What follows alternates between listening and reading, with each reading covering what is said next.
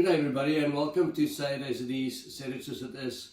The story that I'm going to share with you today is the story of reconciliation and forgiveness. Now there's this beautiful story in the Bible, in the Old Testament, in the book of Genesis, the story about Joseph. Now Joseph had 11 brothers and he offended the brothers in a way. Now they decided that they want to kill him, and in Genesis 37 verse 20, it says, "Come now, let's kill him and throw him into one of these cisterns and say that the ferocious animal devoured him. Then we'll see what come of his dreams."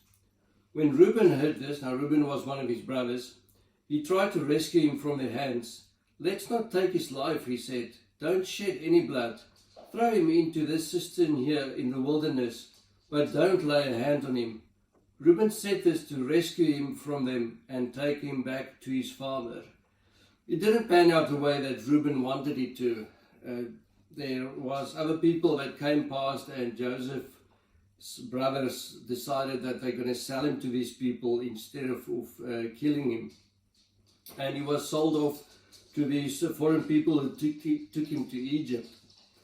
Now I'm pretty sure that for the next 13 plus years, Reuben must have felt that he wished there was a way that he could reconcile with his brother. But he probably didn't even know whether his brother was alive or not, yet alone to know where his brother was.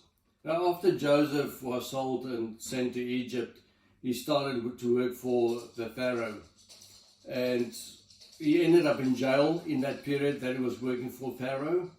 And after a few years in jail, he told Pharaoh the meaning of some of the dreams that Pharaoh had, and Pharaoh then released him from prison and put him in charge of Egypt. Now if we skip forward in the book of Genesis, we see that his brothers, Joseph's brothers, were sent to Egypt to go and buy food or grain because there was a famine in their country.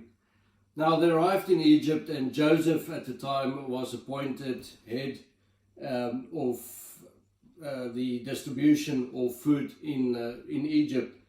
And Joseph knew that they were his brothers. He could have been very angry with them and probably could have got them thrown into jail. But instead, Joseph knew that he could forgive them because it was all part of God's plan that took place.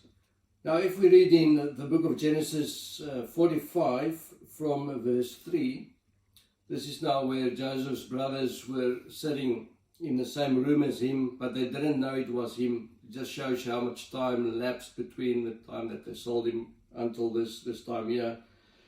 Joseph said to his brothers, "I am Joseph. Is my father still living?" But his brothers were not able to answer him because they were terrified at his presence. Then Joseph said to his brothers, "Come close to me." When they had done so, he said, "I am your brother Joseph, the one you sold into Egypt. And now do not be distressed and do not be angry with yourselves for selling me here, because it was to save lives that God sent me ahead of you." Joseph knew that it was part of God's plan, and he had that reconciliation with his brothers. He also forgave them, obviously, for what they've done. It's so important these days. We all have situations where maybe we need to do some reconciliation with a family member, reconciliation with a brother or a sister, or a mother or a father. It's important to forgive, and we need to realize God is in control of our situations. Give all those circumstances to God and learn how to forgive. Thank you.